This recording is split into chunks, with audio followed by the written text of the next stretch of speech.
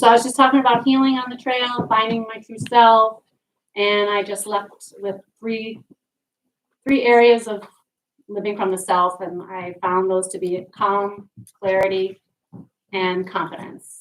And being on the trail helps with those three things. And I'm just going to read some fun stuff from the book. So this segment I'm going to read is from Taylor County. I finished the Wood Lake segment and picked up the old Schwinn, which is my bike I used to bike shuttle myself, on Bear Avenue and parked for lunch. Thinking a quick tick check would be a good idea, I bent over to check underneath the flap of my zip-off at-the-knee pants. I lifted the flap and flinched. Ick! Dozens and dozens of ticks, packed on top of each other, squiggled along the zippers of both legs. I jumped out of my pants right there on Bear Avenue and stood in my underwear alongside Fiona, who is my 2019 Nissan Frontier. With my face scrunched in disgust, I brushed off the nasty things, gave my pants a shake, and tossed them into Fiona's bed before digging out my other pair. Lesson learned.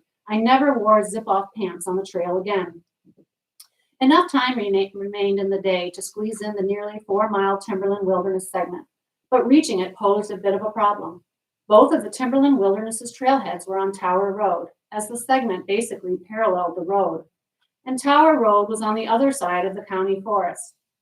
Accessing it would mean a long drive around the forest borders on county roads with official-sounding names like Highway M. There had to be another way. I studied the map in the guidebook. Wilderness Avenue cut through the county forest. In parentheses were the words Primitive Road. Wilderness Avenue was the only way through the forest to Tower Road. The Primitive Road description was accurate. I turned onto Wilderness Avenue and hesitated. A crude path disappeared into a tunnel of trees. I imagine it led to a dark world from which there was no return. Spring melt and recent rain created a muddy mess. What if I got stuck? Come on, I thought. People take trucks through stuff like this all the time.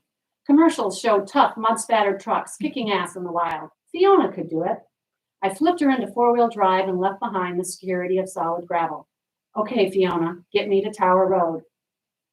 At first, I steered her around the giant mud pits of unknown depth. Could those pits swallow us up whole? The road narrowed even more. We bounced and sloshed. Mud sprayed up and splattered the windshield as Fiona's front end plunged up and down. We were doing it, just like the commercials, until her tires sank deep into a pit and stopped. Shit, were we stuck? What if I had to spend the night out here with no cell service? I'd have to walk for help, a long way for help. I'd be that person. I'd walk out of the forest and knock on a farmer's door. A matronly woman would answer. After hearing about my predicament, she'd shout over her shoulder, "Hey, Howard, another idiot is stuck in the county forest." Determined not to be that idiot, I pressed the gas pedal. Fiona heaved, gaining only a few inches. My heart pounded. Beads of sweat burst out on my forehead. How could I be so stupid? My knuckles glared white as I gripped the steering wheel as if it were a weapon. I eased my foot on the pedal. Come on, come on, come on. I instinctively lifted my butt off the seat as if that would lighten Fiona's load, helping propel her forward. Fiona groaned and gave it her all. We inched forward and with a sudden jolt broke free of the sucking mud. Hey, hey, I yelled, which turned to laughing, that, oh my gosh, I got myself out of this stupid situation kind of laugh. I exhaled a long, heavy sigh of sweet relief.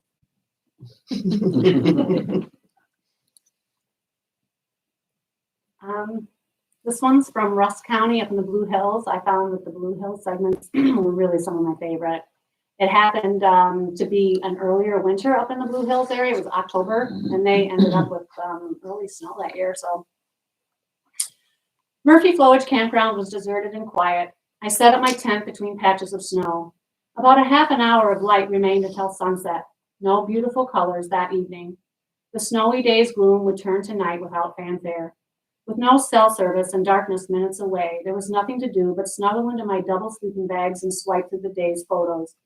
A gunshot jolted me. My heart raced. The shot came from down the hill by the flowage. Dang, buddy, light's getting kind of low for hunting, I mumbled.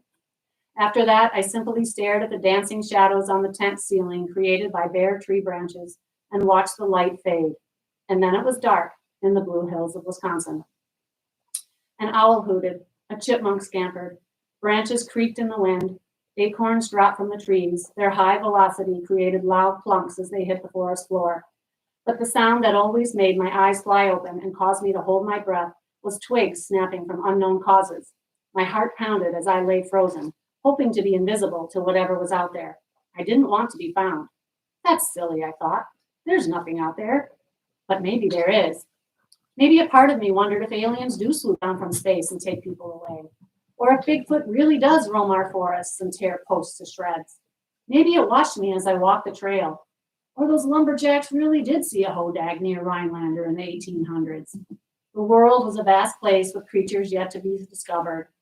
Who's to say we know of every life form that roams the wilderness and beyond? So I continue to lay still and quiet, because you really never know what's out there. So the tear post to shreds reference is in the north, there's a lot of damage sometimes to the Ice Age trail signs because of the stain on the signs. The bears like them, so we're kind of used to seeing signs that are kind of gnawed. But that day, there was one of the posts, and it was just torn all back like a banana. So that was a reference that I made that I mentioned earlier in the book, seeing that.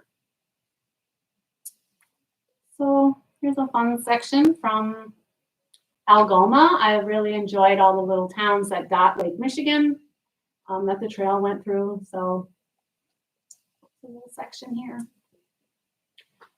Before this section, so I was bike shuttling. I didn't know I was going to spend the night that night, so I've been kind of thinking about that.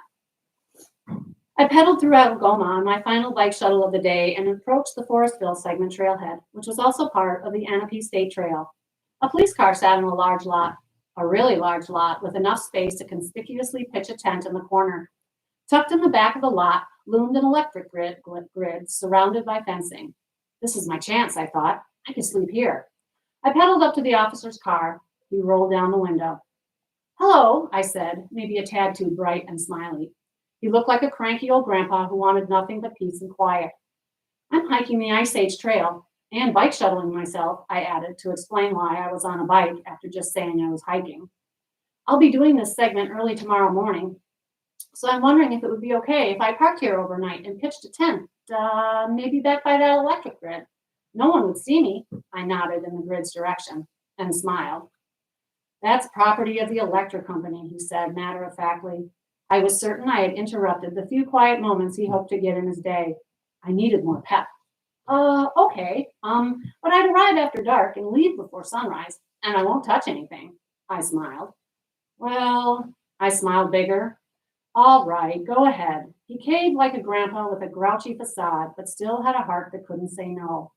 Stay behind there, he said flatly, and tossed his head in the direction of the grid. I'll let the night shift know you're there. Awesome, thank you so much. I locked up my bike and walked back through Algoma to where Fiona was parked at the Highway 42 wayside outside of town. Algoma had gone through a few name changes over the years. In 1851, the settlement was named Wolf River Trading Post.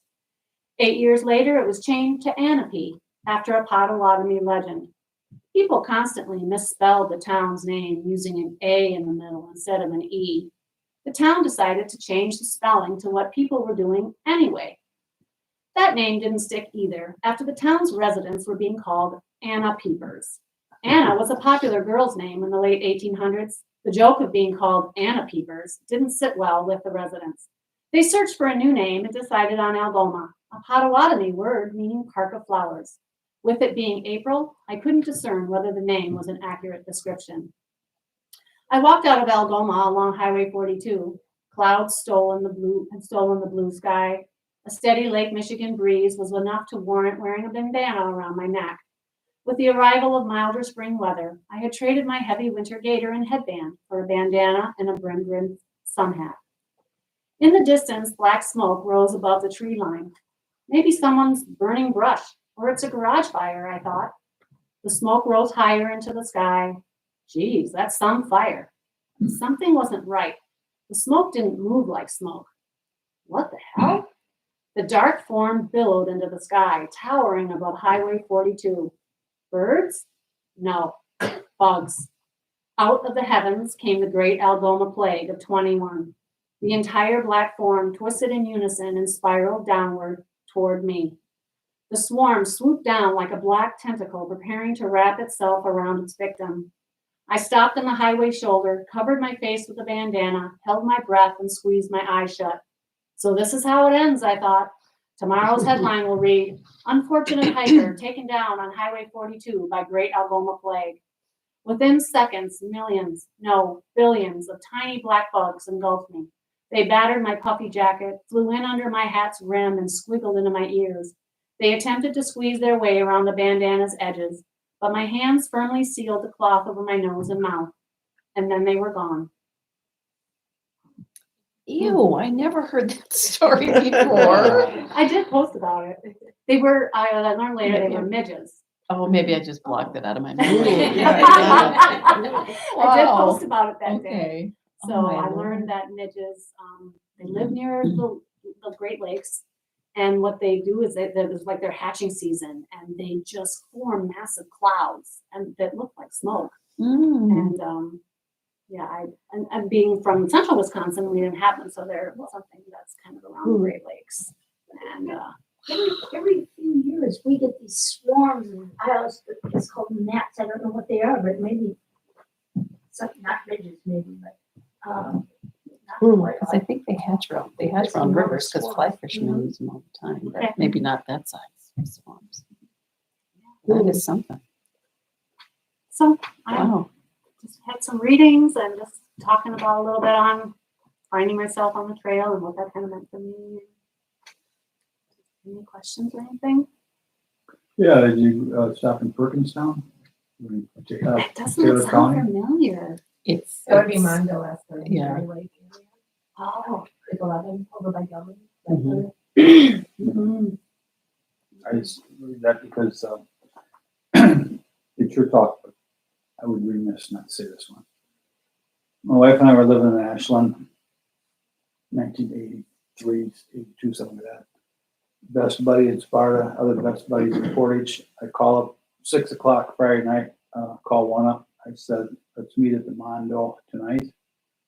Called Portage, and then I called Sparta. Hey, I called up John's meeting me at the Mondo tonight. Are you in? Yeah, I'm in. So we drink ourselves to sleep. I said the Mondo. I said Perkinstown. Mondo is there. So I said Perkinstown. I had never been to Perkinstown, but I know it's a dot on the map. And I said, we'll meet at the bar. I didn't know I had any bar or anything, but I knew it was small. So anyway, we met at the bar, drank ourselves silly until the bar closed. And then the next morning we went up and came back, I think it was 18 miles from the Mondo back to Perkinstown through the woods. And there's a thing called, is it ginger root? Something roots. It's it's a poison. It's got a little thing that goes over like this here. They goaded at me for like 6 hours that day to eat it. It's so good, so good, so good, so good. It's poisonous. I had 4 days. I could not. These are your friends? My friend, my best friend. Yeah. And I used the 4-letter word nonstop Oh, yeah.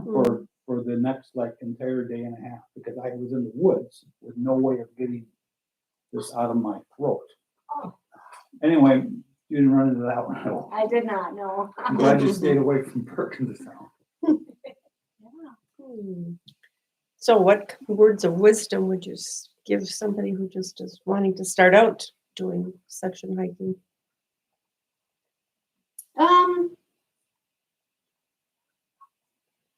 Coverings from mosquitoes and bugs. I think sometimes once in a while you'll see people on they're wearing tank shirts and shorts and they think they're going to go out in May and June, and sometimes I'm like, oh, that's a great idea. I know.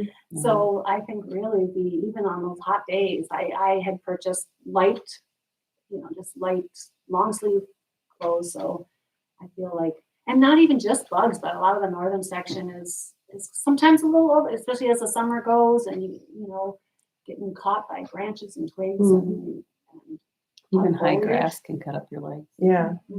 So Treated clothes. Oh, Treated yeah. Were they mainly like a couple days off overnight then would you go, as far as how long were these sections? I'm sure they vary, but was your idea like just go overnight generally, or, Most of Just my on times maritime? out were like from 3 to 8 days at a time. oh, that many Right. days? But Oh, I'm from wow. Wausau, so a lot of the trail I could access with day trips, and then as I had to branch Yeah. out, they range from like 3 to 8 days in between my work That's a long sections. time. So, and it was during COVID, so the challenge is a lot of campgrounds. A lot of campgrounds.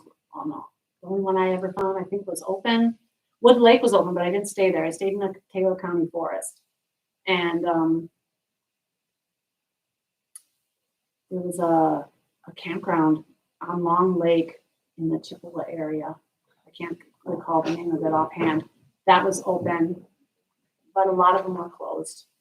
And another question I would like to again ask Greta, because I want to do this one too. So now, would you say you prefer this alone or someone with you? I understand there's two ways of everything, but I mean, you get great beauty in when you're alone. Right. I did most of the trail on my own. I did. But I'm hike saying for your tons. future now, is it For the like, future? like you're back to friends and that you did that? Right. Or do you think you like, I feel I experience things more deeply when I'm alone, no matter what it is I'm doing. I enjoyed the connections. Like I hiked a day with Teresa. I hiked some with here and there, and I knew there was value. I wanted to get out and meet new people, but I did want to experience most of everything alone. Even when I travel, that's not the trail, just traveling too. I've done a lot of traveling on my own because I feel like I really experience things very deeply. When I'm with people, I feel like I'm giving my attention to the people I'm with. We're talking and or I'm enjoying. And so sometimes I don't feel the surroundings as much. And so both there's value in both. But I For a do single enjoy it. woman, I can't believe your safety wasn't in jeopardy sometimes. I never felt that. Really? Wow. No. Yeah, that's it. I'm impressed that you're doing this camping alone. And partly you answered my question, but I wondered if you camp, you're carrying your tent, obviously, carrying everything on your back, right?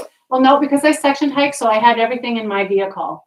So I would, so for the day of hiking, I would park, and then I had my bike with me, and then I would bike on roads to where I wanted to start hiking, anywhere from 8 to 15 miles away. And then I would lock my bike up and hike back to the truck, and then I'd go get my bike, and then I would camp somewhere overnight. So you're walking back and forth, basically.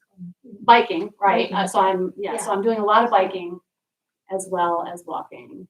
And sometimes I got shuttle rides. It was during COVID. A lot of the counties weren't offering shuttle rides, but some were. So sometimes I got rides. So did you ever meet other people doing this, or you were just, I do appreciate you doing this alone, but did you ever meet other people hiking alone or hiking in a group, or other people on the trail? Yeah, it was a lot because it was during COVID. So when I was in the northern part of the section, the northern part of the state, I can even count on one hand the number of times I met.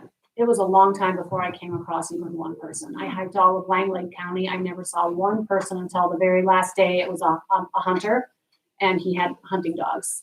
And I came across, I was right outside of Cornell, and I think that day there were, I think because it's right outside of Cornell, I came across a lot of families hiking the trail, and I ran into a couple up by the Timberland Hills ski area. But literally, like that's it for the whole north. But once I headed south, but then it was winter too, so really, and it was COVID. So I came across some people, but not a lot. Maybe it's not such a popular trail. When you read Bryson's in the book about I can't think of the title right now, but A Walk in the Woods, and also the woman who hiked the Pacific Crest Trail. But they meet people all the time, and they're popular. The Appalachian Trail is popular, so lots of people on it. Maybe not so many people on the Ice Age Trail. I think Ever. it's more now. It's getting more popular. More people are interested, and it's not COVID. I mean, I know COVID just kept a lot of people away from a lot of things. And I also hiked a lot during the week when people are working. I am a nurse, so I worked a lot of weekends. So a lot of times when people were out hiking, I was working because I kind of have an opposite life of a lot of other. So then I'd be out like during the week too, and people weren't just out then. So So are people setting up cafes and bed and breakfasts along the Ice Age Trail? Well, it goes through a lot of cute towns that do have, diners but, yeah, bed and breakfast and hostel, that would be kind of all. Maybe There an are a investment. couple, that, like, there's a cabin you can rent, and there have been advertising specifically to hikers. But yeah, it's more and more popular. The northern reaches, though, you don't see as many people as in the south, I guess. Oh, yeah. In Milwaukee either. No, the Schwalmega National Forest isn't very well populated, so yeah, not a lot of people there. Did you meet any animals? Yes, I saw a porcupine, my first porcupine. I did not know they climbed trees, and it was climbing a tree in Taylor County. I saw a fox. I saw 2 bear because one, so there's a story in my book and there's a picture in here. My first bear encounter was in Lincoln County. I was in my truck going to retrieve my bike after a bike shuttle, and a porcupine came onto the road, and I took a picture of him. And then right after I took his picture, I switched it to video, and I started videoing him as he's crossing the road because he was cute. Then I got home that night, and I was swiping through all my photos. And in the photo that I snapped of the porcupine, just down the road was a bear. Yeah, I have the picture in here because I know a lot of people are like, what, really? So the picture is in here. So that was technically my first bear encounter. So you got photobombed by Yes. So but then I saw a bear on that 250th Avenue. It's a road walk in Chippewa County. Right on Chippewa County there. It's right outside of Cornell. I was bike shuttling. It's after Firth Lake. And then there's like 250th Ave. It's a gravel road. And I was bike shuttling and a bear crossed the road up in front of me. So he was my second, I say in the book, he was my second bear encounter, but the first one I experienced in real time. It's the other one I saw in the picture. And yeah, so 2 bear, porcupines, fox, deer. I always kicked up grouse and they scared the Oh, crap yes, out of me. that was, yes, Because it they does. That was, fly yes, that was always very startling, right? Mhm. Yeah, it took me a lot. I don't know of my nature as well as I would like to, so I was like, what are these birds? And Oh, yeah, then people tell me Did you what say they're- snakes or? grass and Grouse. a grouse. Gross. Oh, A grouse will but be right snakes and- next to you. I have, yeah, When I it saw flies snakes up when you're right and next to it. I don't really know my snakes well either, so. Yeah, I just go snake. It's I've snakes. only got a couple. It's black, Yeah. it's whatever, runs green, you know. Did you think the trail was marked well, or did you have trouble getting lost along the way? I felt the trail was marked really well. Langley County was a little sparsely marked, and at the time that year, maybe because it was COVID or it was quite overgrown, so a lot of the foliage blocked a lot of the signs or the markings. But for the most part, outside of that county, which I felt it was very well Did you marked. use a guidebook at all?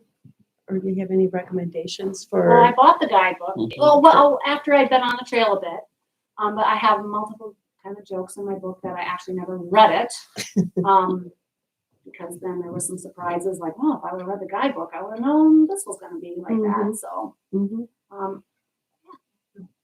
You know, when I had the bookstore before, and people were always coming in and asking for a guidebook for the Ice Age Trail, but there is none. There is one from the DNR. Maybe that's but it's not publicly available. I mean, I couldn't buy it. You know, the Ice Age Trail. trail has a guide. No, we do. Off the app. Yeah, Yeah, it's all but available you through the can't Ice get Age it. Trail Can Alliance. you get it at the St. Croix Yeah, but you information? Maybe if not, No, just go no, online. I couldn't get I one in the ordered mine bookstore, online. so. I did And see there's that a you phone, could do there's an that. app on your Maybe phone Yeah. for the map. You know every. And if this is, I'll buy your book and see if It'll cost you maybe 25 could bucks. write a guidebook for the trail, We're gonna, because lots of people want it. And We're you know, gonna that go to one St. on Croix one, on or, the Ice Age Trail Monday. one. You inspired. That's where I Yeah, started. and then- Yeah, yeah, I I start like this ordering. week. Make a plan. Okay, Yeah. but people come in the bookstore wanting to buy it, and they can't. yeah. Yeah, you get it through the Alliance, right? Mhm. Yeah. I eventually bought an app that helped. At the time, it was called Gut Hook, but now it's called Far Out.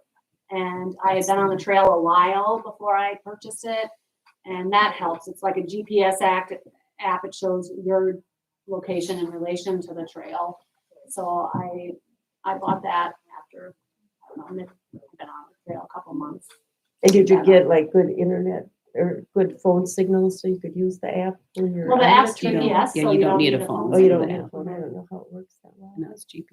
Yeah. So you download it before you go. Yeah. It's very nice. I was on the trail about 5 minutes before I realized I needed an app because Mm. my skills were not nearly as Yeah, good as hers. okay. Yeah, Yeah. and it saved me a lot.